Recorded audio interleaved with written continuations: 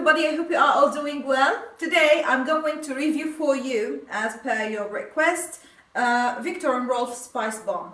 This fragrance was released in 2012 and it was soon reformulated, I'm not sure why.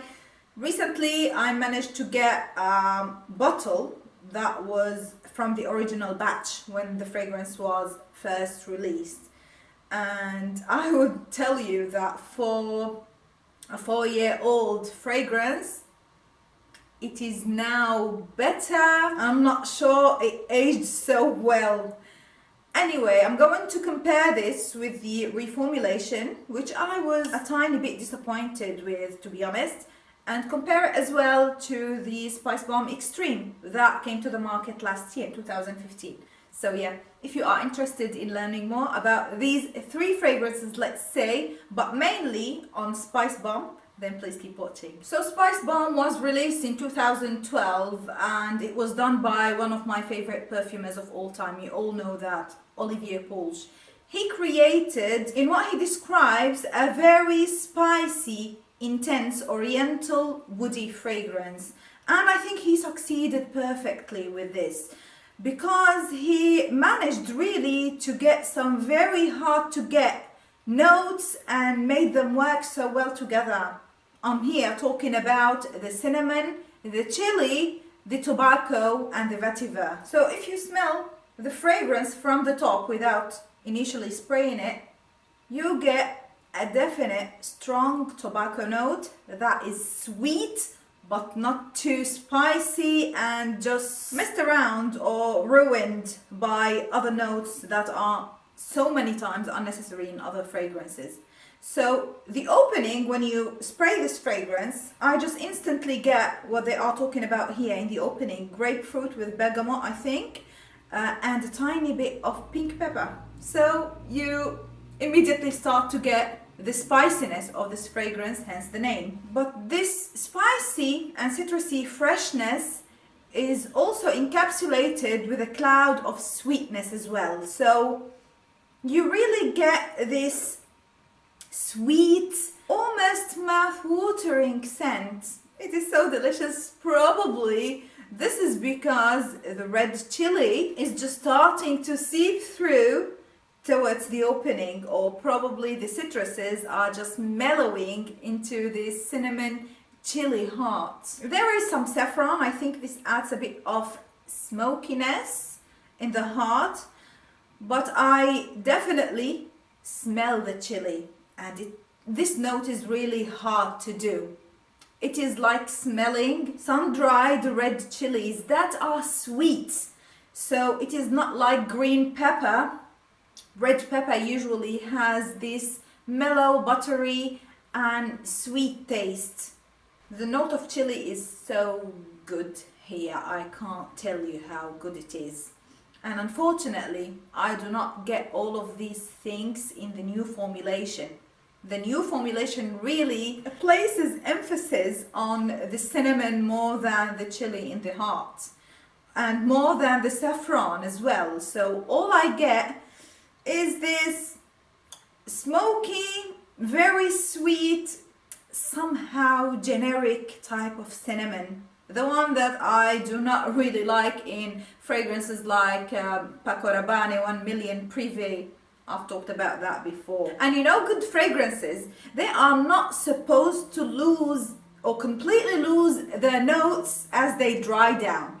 So in the dry down, you are not only supposed to smell the base notes, you are supposed to smell all the other notes that are in the beginning or in the heart, but probably the emphasis is going to be more on the dry down notes. Of course, this will not have time to dry down on me now, but because I am familiar with this fragrance so much, I could tell you that the dry down is an amazing vetiver, tobacco, mellow and sexy scent that is just going to linger and linger on your skin, and it's not going to fade. The new Spicebomb also has this tobacco dry down, but unfortunately I still smell a heavy load of sweetness. That puts me off and makes me think that really they messed up the fragrance. It is still strong, but it is not really to my liking. You do not have this very clear distinction between the very good quality notes and aromatic compounds here. So yeah, this fragrance is so good. Of course, definitely a winter exclusive scent. You cannot wear it just casually in the office or during the day when it is hot. No, winter, and probably in a casual setting or in a formal setting, but not in a professional setting, if you know what I mean. Not a work scent at all, because it might be a bit too strong. Age range, I think, really doesn't matter. Over 25 years old, if you have the personality. If you are not so playful of a personality, you know, you could definitely pull this off and it will get you loads of compliments. Probably so when it dries down after the 3 or 4 hour mark, because this fragrance will last on your skin for 10 hours, I guarantee you. So you don't have to worry about that at all.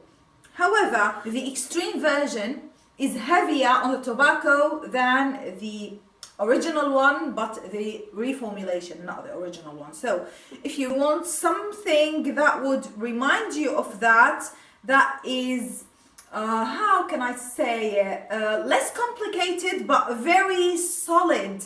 It is tobacco, ambergris with a bit of bergamot and pepper. So it does have a lot of tobacco, vanilla as well, a tiny bit of an aromatic lavender scent. Probably this is how I'm getting the ambergris, mixed with the black pepper and a tiny bit of caraway. So all in all, it is an aromatic sweet tobacco fragrance that is a bit spicy. So go for the extreme, you won't regret it. Lasting power is amazing.